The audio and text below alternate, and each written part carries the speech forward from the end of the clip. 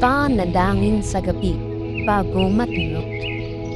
Sa ating pagtulog ngayong gabi, kailangan nating ihabilin sa ating Panginoon ang buong magdamag at bubasal ng panalangin bago matulog. Tayo ay lumapit sa Diyos at dapat nating ihingi na kapatawaran ang ating mga kasalanang nagawa sa buong maghapon. Katulad ng ating panalangin sa umaga, dapat nating hilingin ang gabay at awa ng Diyos upang tayo ay Kanyang gabayan at tulungan. Amang banal, makapangyarihan sa lahat, sinasamba po kita sa lahat ng oras. Maraming salamat po sa isang buong araw na nagtaan na puno ng biyaya, pag-ibig at kaligayahan. Salamat din po sa mga pagsubok at mumunting mga luha na dumating sa aking buhay, na alam ko pong siya po ninyong paalala sa akin na kayo po ay Diyos na buhay. Maraming salamat po sa pagbabantay sa akin at sa aking pamilya at mga kaibigan sa loob ng maghapong ito, at sa paggabay sa amin sa mga pagsubok na aming nakasalambuhan. Alam ko pong nariyan kayo sa aming tabi sa lahat ng oras upang kami ay bantayan at gabayan. Nagpapasalamat din po ako sa mga aral na aking natutunan sa inyo sa buong maghapong nakalipas.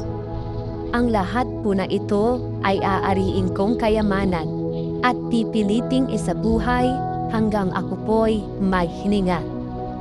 Panginoon ko at Diyos ko, patawarin naman po ninyo ako sa mga pagkakasalang nagawa ko, at sana'y mabigyan pa ninyo ako ng panahon upang makapagpagong buhay. Ako po'y nagsisisi sa aking mga pagsalansang sa inyong mga utos. Patawarin din ninyo ako sa mga pagtalikod na aking ginawa sa aking kapwa, at sa mga pagkukulang ko sa aking mga kaibigan at mga mahal sa buhay. Pinapatawad ko rin po sila sa kanilang mga kasalanan sa akin. Patpat po ng dumi at kasamaan ang aking puso at isipan. Naway linisin mo ito ngayon magdamag at baguhin upang bukas ng umaga ay magkaroon ako ng malakas na pananampalataya at panibagong buhay. Paliwanagin mo ngayong gabi ang madilim kong isip at kalooban, upang sa kinabukasan ay maging ilaw din ako sa aking kapwa na gagabay sa kanilang madilim na kalsadang tinatahak. Gabayan din ninyo kami sa magdamag na ito at iligtas sa anumang pamanid. Alam ko pong alam na ninyo ang aming mga kailangan sa araw-araw.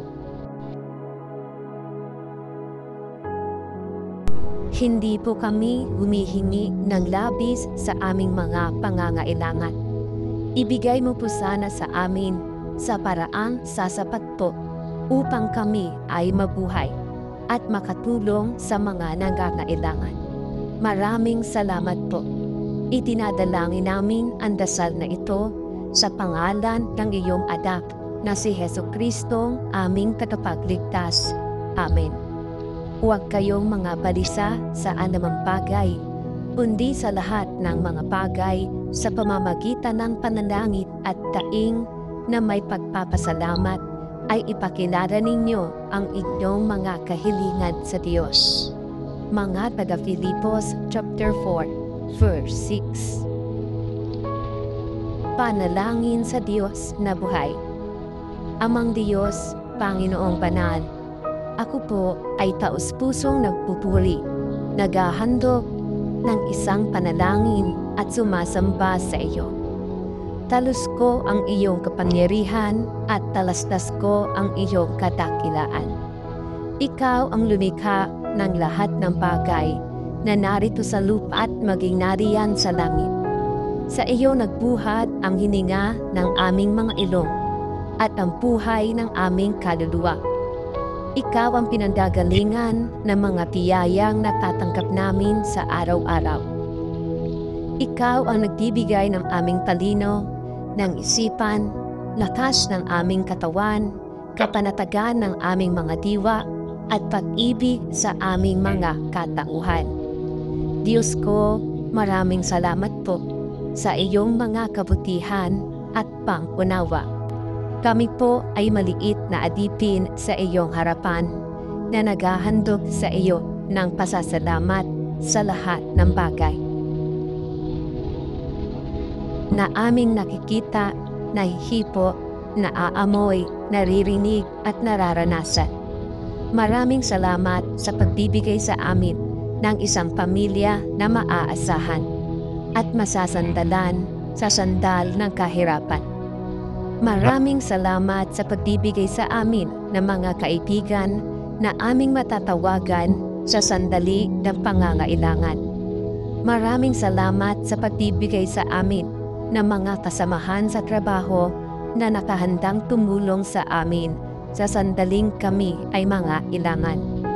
Maraming salamat po, Panginoon naming Diyos, sa lahat ng aming kapwa na aming nakakasalubong at nakakasalamuha sa aming buhay. Patawarin mo kami, Amang Diyos, sa aming mga kasalanan.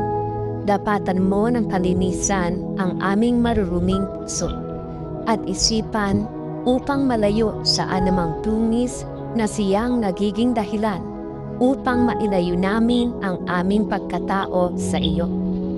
Patawarin mo kami sa paminsan-minsan naming pagkakatalisod sa kalsadang aming tinaraanan.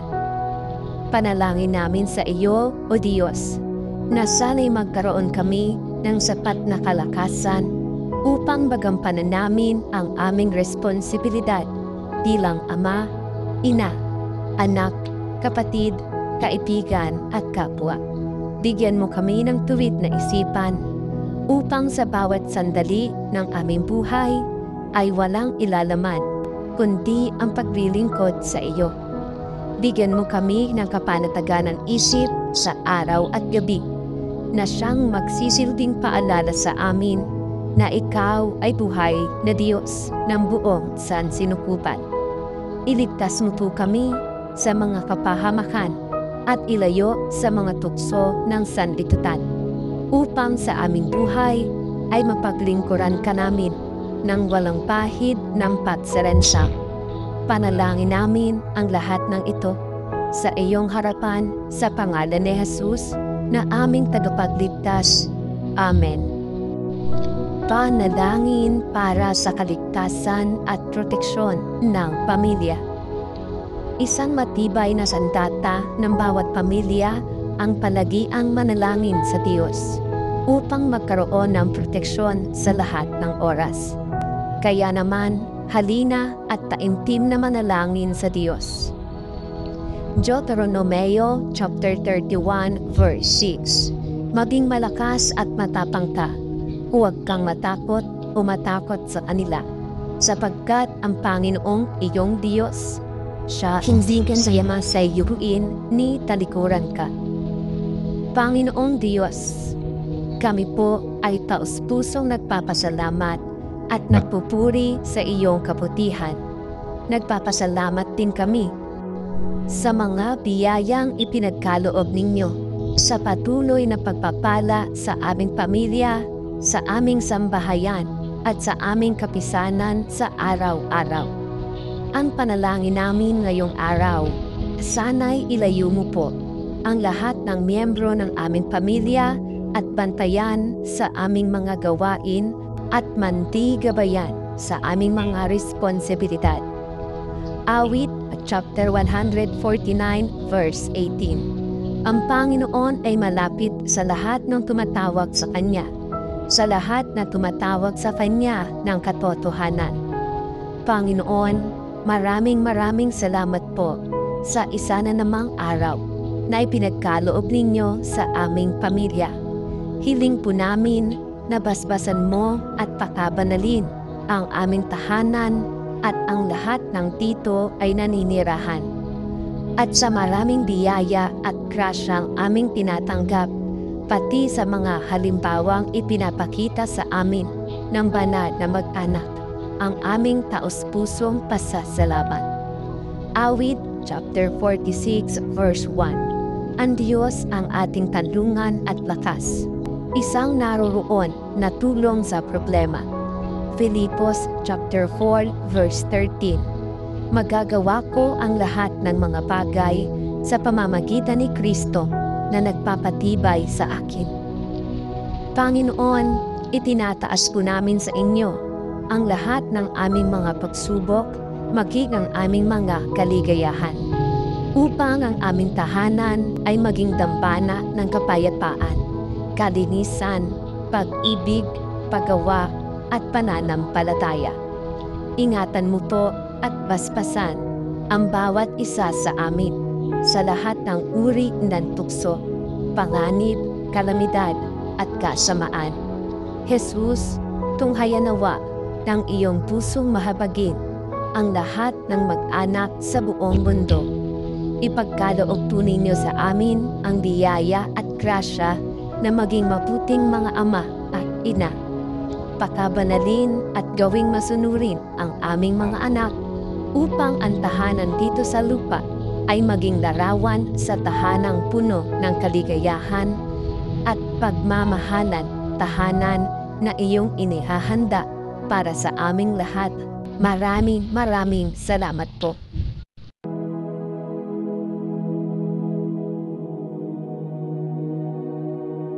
First Thessalonica chapter 5 verse 16 to 18. Magalak kayo magpakailanman, manalangin ng walang tigil, sa lahat ng bagay magpasalamat, sapagkat ito ang kalooban ng Diyos kay Kristo Jesus tungkol sa iyo. Tulungan at kaawaan mo po ang aming pamilya, sapagkat ang aming pamilya ay isang pamilyang nagpupuri at sumasampa, lumuluwalhati at dumadakila sa iyong walang hanggang kapangyarihan. Kami po ay nananalig at sumasampalataya na kami po ay iyong diringgin sa aming mga panalangin. Dasal namin ito sa iyong harapan at sa harapan ng iyong anak na si Jesus at sa Espiritu Santo. Amen. Panalangin ng pasasalamat. Huwag nating kaligtaan ang magbigay ng pasasalamat sa ating Panginoon Heso Kristo sa bawat araw. Kaya naman, halina at maglaan ng taimtim na panalangin. Panginoong Heso Kristo, sinasamba, pinupuri at pinapasalamatan ko po ang iyong pangalan, O Jesus. Sa iyo po ang kataas-taasang pagsamba at pagluluwalhati, O Jesus. Sa oras na ito, ako po ay lumalapit sa iyo at nagpapakumbaba ng aking puso upang humingi ng tawad sa lahat ng aking mga ginawa at nagawang kasalanan. Inaamin ko po na ako'y makasalanan at di ko palaging nasusunod ang iyong kalooban. Kaya naman, sa oras na ito, tulungan mo ako na baguhin ang aking buhay. Gusto kong sumunod sa iyong nais at kalooban. Ayaw kong manatili sa sitwasyon na malayo sa iyo, sapagkat ako ay mamamatay kung ako ay patuloy na mawalay sa iyong piling. Nais ko, Panginoon, na makapiling ka ng palagian sa aking buhay at gawin mo ang nais mo sa akin.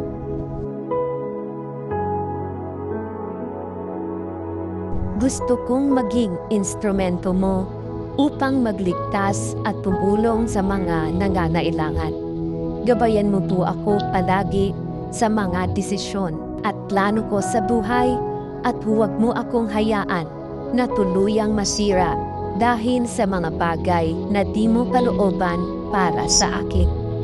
Nais ko ring magpasalamat sa iyo, O Jesus, sapagkat napakabuti mo sa akin at sa aking pamilya, di ka nagkulang at ang bawat biyaya mo para sa amin ay sapat. Salamat sa kapayapaan at kasaganaan sa trabaho at negosyo na iyong ipinagkaloob sa aming lahat. Salamat sa pag-ibig mo na walang kapantay at katulad. Salamat sa grasya na patuloy naming natatanggap mula sa iyo.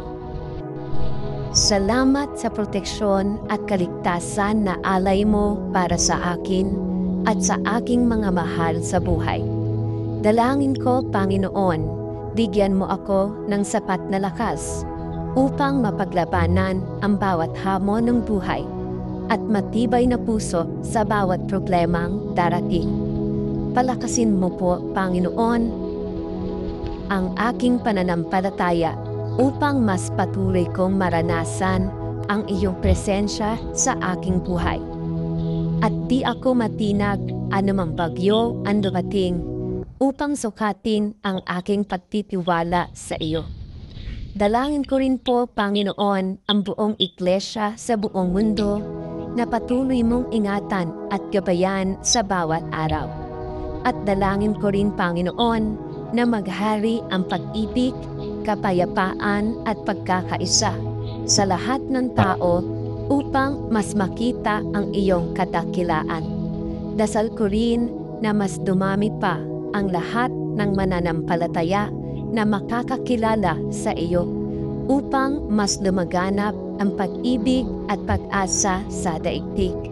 Dalangin ko po ito sa tanging pangalan lamang ni Hesukristo na aming Diyos at tagapagligtas. Amen. Isang panalangin para mabuhay ng bukas palad.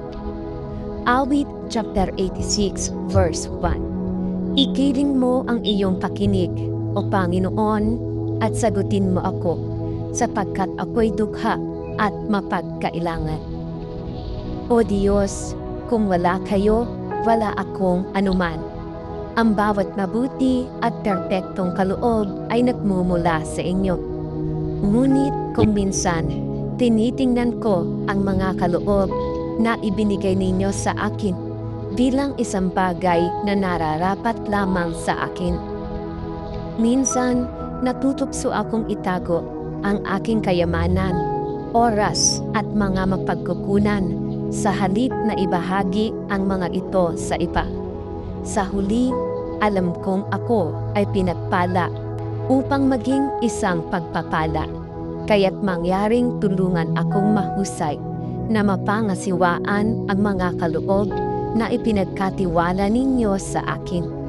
Gawin akong isang taong nabubuhay at nagbibigay ng bukas palad sa ngalan ni Jesus. Amen. Isang panalangin para sa paglilingkod. O Diyos, napakabait ninyo sa akin, at nang isuko ninyo ang inyong bugtong na anak upang iligtas ako. Binigyan ninyo ako ng isang halimbawa ng mapagpakumbabang pagsunod. Salamat sa pagpapakita sa akin kung paano dapat maging tagapaglingkod na namumuno.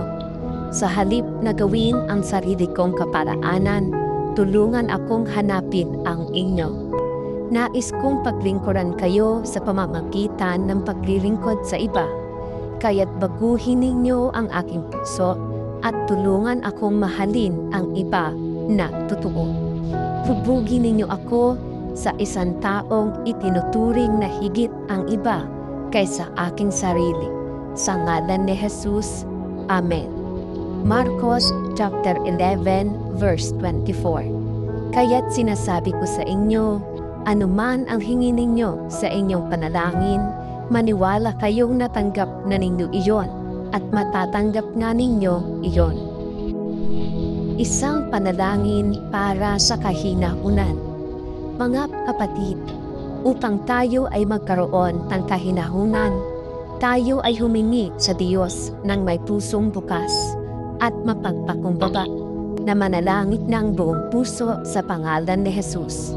Halina at tayo manalangin ng taimtim sa Diyos.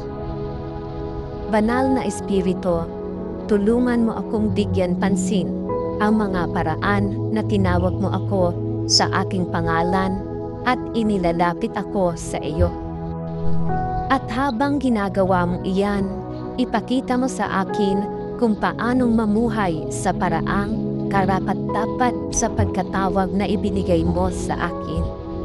Tulungan mo akong hindi gumawa ng anumang bagay na may makasariling ambisyon, kundi sa halip, ipakita mo sa akin kung paano isaalang-alang ang iba bilang mas mahusay kaysa aking sarili.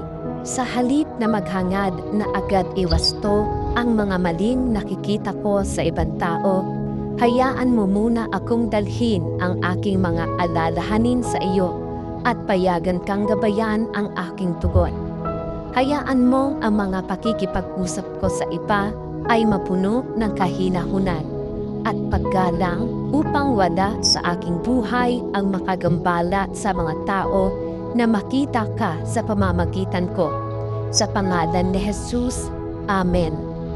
Matthew chapter 6 verse 5. At pagka kayo ay nagsisidalangin, ay huwag kayong gaya ng mga mapagpaimbabaw, sapagkat iniibig nila ang magsidalangin ng patayo sa mga sinagoga at sa mga likuang daan, upang sila'y makita ng mga tao. Katotohanang sinasabi ko sa inyo, tinanggap na nila ang sa kanila'y ganti. Panalangin para sa kapayapaan ng ating mundo. Sa halip, hingin ninyo sa Diyos ang lahat ng inyong kailangan sa pamamagitan ng panalangin may pasasalamat. Mga taga-Filipos chapter 4 verse 6. Lagi kayong maging handa at patuloy na ipanalangin ang lahat ng hinirang ng Diyos. Mga taga-Efeso chapter 6 verse 18. O Diyos ko, salamat dahil napagtagumpayan mo na ang sanlibutan. Salamat na sa lahat ng bagay ay siguradong matagumpay na kami sa pamamagitan mo na nagmamahal sa amin. Sa araw na ito at sa araw-araw, tulungan mo kami ang masamay iwasan na at ang gawin ay ang tama. At ang laging pagsikapan ay buhay na mapayapa. Nawa ay mapanatili namin ang pagkakaisa at huwag agad kaming magalit. Naway ang mga salita ko at kaisipan ay kalukuran mo. Patnubayan mo kami sa daan ng kapayapaan at dahil itong buhay namin maikli lang na panahon. Itanim sa isip namin upang kami ay dumuno. Pasaganain mong muli ang aming lupain, Panginoon, at pagpalain ang iyong bayan na mapayapang buhay. Amen. Isang panalangin para sa kabutihan. Mainam na magbigay ng panalangin na may pagpapasalamat sa Panginoon upang mangyari ang ating hinihiling sa ating panalangin tulad ng panalangin para sa kabutihan. Halina at tayo ay manalangin sa Diyos. Mateo chapter 5 verse 8. Pinagpala ang mga may malinis na puso sapagkat makikita nila ang Diyos. Kahit ano ang harapin mo, hindi ka iiwan ng kabutihan at awa ng Diyos. Sa katunayan, naghahanda pa siya ng mga pagpapala para sa iyo sa kalagitnaan ng may hirap na panahon. Ngunit ang mga katotohanan ito ay hindi magiging madaling tandaan. Kaya nga, ang pagpapasalamat ay mahalaga. Ang pagpapasalamat ay nakakatulong na ituon ang pansin sa nag-iisang may kakayahang ibaling ang ating mga problema para sa kanyang kaluwalhatian at ating ikabubuti. Kaya ngayon, sandali tayong huminto at magpasalamat sa Diyos para sa lahat ng nagawa niya sa ating buhay. Banal na Espiritu, wala akong matatakbuhan upang matatakas sa iyong presensya. Hindi ka susuko sa akin dahil napakabait mo upang iwan ako kung paano mo ako natagpuan. Gabayan mo ako, payuhan mo ako, at ipakita mo sa akin ang mga landas na patungo sa buhay. Ngayon, nawa ay lalo pa ako magkaroon ng kamalayan sa iyong kabutihan upang maibahagi ko sa iba ang iyong kabutihan. Sa pangalan ni Jesus, Amen. Mga Hebreo chapter 13 verse 16. At huwag nating kaligtaan ang paggawa ng mabuti at ang pagtulong sa kapwa, sapagkat iyan ang alay na kinalulugdan ng Diyos. Panalangin para sa pag-asa. Mateo chapter 5 verse 3. Pinagpala ang mga taong walang inaasahan kundi ang Diyos, sapagkat kabilang sila sa kaharian ng langit. Panginoong Diyos, sa sandali pong ito, kami ay panandaliang titigil at magninilay sa lahat ng iyong nagawa sa aming mga buhay, sa aming mga pamilya at sa aming mga pamayanan. Pinupuri ka namin dahil ikaw ang Diyos na nagliligtas, ikaw si Emmanuel, kasama namin ang Diyos. Nagpapasalamat kami na ang pag-asa namin ay nasa iyo at hindi sa mga pagkakataon o sa mga tao. Dahil kami ay umaasa sa iyo, natitiyak namin na tutuparin mo ang iyong mga pangako sa amin. Ipaalala mo sa amin ngayon kung ano ang tunay na mahalaga. Ituon mo ang aming mga puso sa iyo. Tulungan mo kaming makita na ikaw ay may ginagawa sa kalagitnaan ng aming pagninilay. Mas ilapit mo kami sa iyo ngayong panahon ng Kapaskuhan at ihanda mo ang aming mga puso para sa katuparan ng iyong mga pangako. Amen. Isang panalangin para sa pakikipag-usap sa Diyos. Marcos chapter 11 verse 24. Kaya't sinasabi ko sa inyo, anuman ang hingin ninyo sa inyong panalangin, maniwala kayong natanggap na ninyo iyon at matatanggap nga ninyo iyon. O Diyos, minsan parang wala akong mga salitang dapat na ipanalangin. Hindi ko palagi ang alam kung ano ang sasabihin sa inyo. Ano ang sasabihin ko sa isang perpekto sa lahat ng paraan. Mangyaring tulungan akong ananhanin na nais ninyong makinig sa akin. Bigyan ninyo ako ng kumpiyansa na sabihin ang nilalaman ng puso ko sa inyo. Ngunit tulungan ninyo akong gawin ito ng may paggalang. At mangyaring hayaan ang mga pagtatapat na pag-uusap ay humantong sa aking mas malalim na pagkatakot, pagkamangha at pagmamahal para sa inyo. Ipakita sa akin kung paano makipag-usap sa inyo. At pagtatapos ay gawin akong sabik na gawin ito ng panagian. Sa ngalan ni Jesus, Amen. 1 Thessalonica chapter 5 verse 16 to 18. Mga galak kayong lagi, magsipanalangin kayong walang patid. Sa lahat ng mga bagay ay magpasalamat kayo, sapagkat ito ang kalooban ng Diyos kay Kristo tungkol sa inyo. Panalangin para sa mga may sakit. Panginoong Hesukristo, pinasan mo ang aming mga tiisin at dinala mo ang aming mga dalamhati upang iyong ipakilala ang halaga ng pagtitiis at ng pangangailangan ng tao ng iyong tulong. Magiling mong tinggin ang aming mga panalangin para sa mga minamahal namin at para sa ibang mga may karamdaman. Loobin mo nawang maunawaan ng mga taong dabis na mahihirapan dahil sa dinaranas nilang mga sakit at karamdaman na sila'y kabilang sa iyong mga hinirang. Tulungan mo kaming maunawaan nila na sila ay kaisa mo sa iyong mga pagtitiis para sa ikaliligtas ng sangkatauhan. Sa pangalan ni Jesus, Amen.